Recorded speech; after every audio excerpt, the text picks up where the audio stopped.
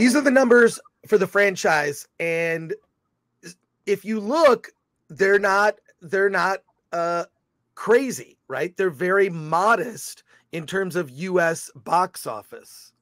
So, give me a second. Yeah, I mean, 220. That's the ceiling is 220. It looks like it hovers around 200 million. My understanding also is because of COVID, this production started before COVID. Was shut down many times because of COVID, and so I think Ryan Kindle said it ballooned to like 300 million. So it's not looking good for this movie to actually make money, but will it make money? Will it perform as well as the other ones? That's going to be the wait and see here. Now this is domestic, right? This is whatever Box Office Mojo is giving me. All right. So you've got lifetime gross. This has to be domestic, and then wait. You had it in the order of largest. The biggest box office is Mission Impossible Fallout at 220.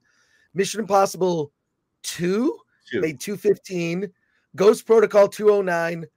Rogue Nation 195. The first Mission Impossible was 180. Mission Impossible 3 made 134. Dead Reckoning is currently 15. Is that right? That seems kind of low. Yeah, it depends on when they updated this last. Right. Okay. Well, look, this is what God, who was I talking to? We were discussing that the box office history of Mission Impossible movies has not been huge. It hasn't been huge with regard to US grosses. It's always done respectable. That is respectable business. It's the global. I don't know if you can find global numbers. Yeah. The global numbers that are actually better. And there are certain franchises where that's the case. For example, James Bond movies. I mean, and you could compare Mission Impossible to a James Bond film. I think it's in a way it's kind of taken over, where James Bond the James Bond franchise, I think is become less than satisfying to people of late, especially with a lot of talk of, maybe we'll have a female James Bond or this. Like, nobody cares. I want to see, I want to see Tom Cruise. I want to see James Bond be the star of his movie franchise. Okay, what Mission Impossible is I can't. Let me talk about global, because I can't find a chart with the global at the moment. Okay. But the top one, Mission Impossible Fallout, made 220 here in the United States, 570 worldwide, for a total of almost $800 million worldwide. That's what I'm talking about. Yeah. It was nearly $1 billion, right? 800 million, right? What'd you say? 570? 570 worldwide? Global. Yeah. So 570, it's like more than twice the box office of the United States was the global market. Yeah, let's see. Mission Impossible 2 made 500 million, so it roughly did what domestic did. Let's look at Ghost Protocol here. So Ghost Protocol did 200, domestic did 485, worldwide for almost $700 million. So I would not fret about the box office for Mission Impossible in the United States. So there you go. And look, Sailor Mercury, Mission Impossible is better than Craig era Bond. I 100% agree. And I'll tell you why. That's the case. Because the key creative person behind it is Tom Cruise. He is a producer on the film. And I was even talking to someone, we were at a screening and talked to someone who worked with the post-production team on the recent Mission Impossible movie, who told me on Dead Reckoning, he told me basically everything has to go through Tom.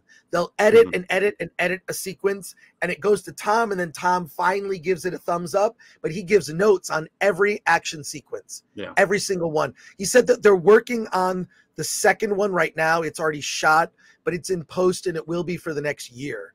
So that's the attention to detail. I don't know if you heard the story of how he got this, but Paramount just wanted Tom to be a producer, to produce something. And when he went down all the IPs that Paramount had, he saw Mission Impossible, and he took it. And that's how the first movie was born. Yeah, I mean, the first movie, it's funny because the first movie is really good. It's Brian De Palma, the first Mission Impossible. It has that opening sequence where the entire team is wiped out. And then he kind of goes into hiding, freaks out. He's the only surviving member of his team. And you're meeting like Emilio Estevez and the team. And you're like, oh, this is cool. This is the new Mission Impossible team. And in the first scene in the movie, they're all killed. Spoiler alert, but the movie came out in 1996. So I think you should have seen it by now. And then you've got that amazing scene where he's, breaking into that computer lab or whatever, and he's like hanging by a thread. Yeah, which was awesome. And then the train sequence at the end. The first Mission Impossible holds up. The only thing that's weird about it is, not the only thing, but one of the big things that like stood out to me was the technology is so low key. It's like they have these computers and these big tube monitors, and like all the tech is really unsophisticated. It's funny. So as I watched, like last weekend, I watched all 6 of the previous Mission Impossible movies in a row. And it was just funny to see, because you're looking at like not only Tom Cruise progress and all the action sequences. The last 3 movies have been awesome, I think. I really think. And the last one with Henry Cavill, I think was really good. Like they've all progressed and they've gotten better in different ways. So it's hard to like judge. I remember when I saw Mission Impossible 2 and there's that scene, and every Mission Impossible movie has a scene where Tom Cruise, you're like, did he die doing this? The scene on the cliff in Mission Impossible 2, directed by John Woo, like that scene on the cliff, I remember feeling like nauseated looking at it, because it was like, I mean, you remember that scene, right? It was crazy. So it's been a long time since I saw 2. Well, I watched it recently, and I'll say the thing that is weak about 2 is, one, Tandy Newton, the romantic lead, I think is kind of weak. She didn't really work. She didn't work for me then. And the final action sequence is on the beach where they're just punching each other is pretty, it's kind of dumb. I remember feeling underwhelmed. Throw the glasses and they blow up. It's kind of cheesy. I just remember being underwhelmed by 2, and so much so that I never saw 3. And then I jumped back. What? You never saw 3? I never saw the JJ one. Oh my God. So, well, Sailor Mercury says Ghost Protocol was the last Mission Impossible saw before Dead Reckoning. The movie was still fun as a standalone, but I want to go back and watch Fallout for that Alana character. She was great. Well, I agree. Like, but look, here's the thing. So I think that when you're looking at the numbers for Mission Impossible, it's going to be one that is going to do very respectable business in the US, but I would not be concerned about it. This movie is going to be a global hit. And if you've been following, I've been following the press for it. They have gone all over the world to do premieres for this. It's insane. There's like pictures of Tom Cruise in Abu Dhabi. Have you seen? He's just like, and he loves to take pictures with people. It's like, and you see him everywhere. It's awesome. But yeah, and now they can't promote it anymore. Well, after this week, it's the oxygen is going to be taken up by Barbie and Oppenheimer. Yeah. So there you go. But and again, they can't promote that film either. Well, look, after Comic-Con, I plan to catch it again. Yeah. I'm going to catch, because August is a pretty thin month. We've got Teenage Mutant Ninja Turtles and Blue Beetle for August. So I think what I'm going to do is just go see movies that I liked. And I'm going to. I wish they would move up the Marvels.